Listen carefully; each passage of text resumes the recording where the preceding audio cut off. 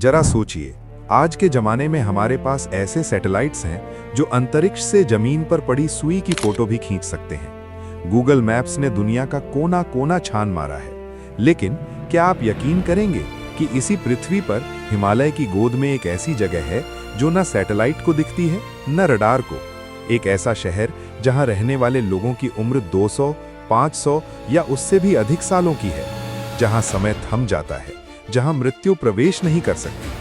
तिब्बत के लोग इसे शंभाला कहते हैं, पश्चिमी दुनिया इसे शांग्रीला कहती है और भारत के योगी इसे कहते हैं ज्ञानगंज।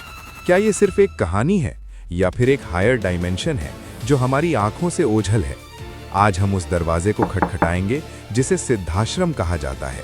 कुछ रहस्यवादी लेखों में 1942 की एक घटना का वर्णन मिलता है जिसमें यह बताया गया है कि द्वितीय विश्व युद्ध में एक British army officer LP Ferrell Himalaya के रास्ते में रास्ता भटक गए। उन्होंने अपनी डायरी में लिखा कि जब मैं भूख प्यास से मरने वाला था तो अचानक मुझे बर्फ के बीच एक हरी भरी घाटी देखी।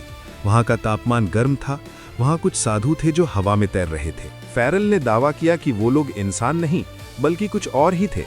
उन्होंने फेरेल को खाना दिया और रास्ता दिखाया, और जैसे ही फेरेल वापस अपनी दुनिया में आए वो जगह गायब हो गई। सिर्फ अंग्रेज ही नहीं, भारत के महान संत विशुद्धानंद परमहंस, जिन्हें गंध बाबा भी कहते थे, ने भी दावा किया था कि उन्होंने ज्ञानगंज में कई साल बिताए और वहां सूर्य विज्ञान सीखा। कुछ लोग पूछते हैं, अगर ज्ञानगंज है तो दिखता क्यों नहीं? इसका जवाब क्वांटम फिजिक्स में है। इसे पंखे के उदाहरण से समझिए।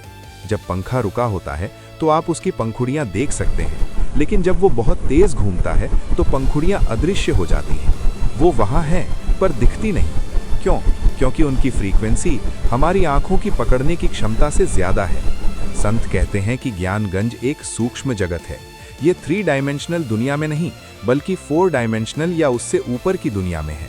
ये एक कैमोफ्लाज टेक्नोलॉजी यानी छद्म वर्ण तकनीक है। जब तक आपकी चेतना उस लेवल तक नहीं उठती, आप उस जगह के आर पार निकल जाएंगे पर उसे देख नहीं पाएंगे। ज्ञानगंज का दूसरा सबसे बड़ा रहस्य है समय। दावा किया जाता है कि वहां समय की गति धरती के बाकी हिस्सों से अलग है। एल्बर्ट आइंस्टाइन ने इसे टाइम डायलेशन कहा था। वहां रहने वाले योगी हजारों साल के हैं लेकिन दिखते 25-30 साल के हैं। क्यों? क्योंकि जब आप ध्यान की गहरी अवस्था में होते हैं और अपनी बायोलॉजिकल क्लॉक को ब्रह्मांड के साथ अलाइन कर लेते हैं तो आपकी उम्र बढ़ना बंद हो जाती है।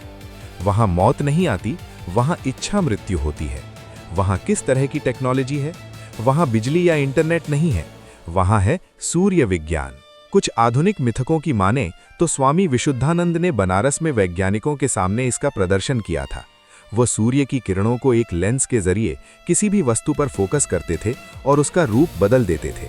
कागज को फूल बना देते थे, पत्थर को सोना। ये मैटर मैनिपुलेशन है। ज्ञानगंज के योगी जानते हैं कि हर चीज सिर्फ ऊर्जा है, और अगर आप ऊर्जा को बदल दें तो पदार्थ बदल जाएगा। तो आखिर ज्ञानगंज है क्यों? माना जाता है कि ये इस धरती का कंट्रोल रूम है। जब जब दुनिया पाप और विनाश की तरफ बढ़ती है, ज्ञानगंज के ऋषि गुप्त रूप से दुनिया को सही दिशा देते हैं।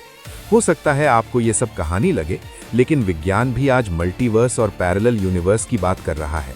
शायद ज्ञानगंज हमारे ही बीच मौजूद एक पैरेलल यूनिवर्स है। उस जगह तक जाने का रास्ता नक्शे में नहीं, आपके मन में है। आपका इस विषय पर क्या सोचना है, कमेंट बॉक्स में जरूर लिखें। मिलते हैं अगली वीडियो में। राधे राधे।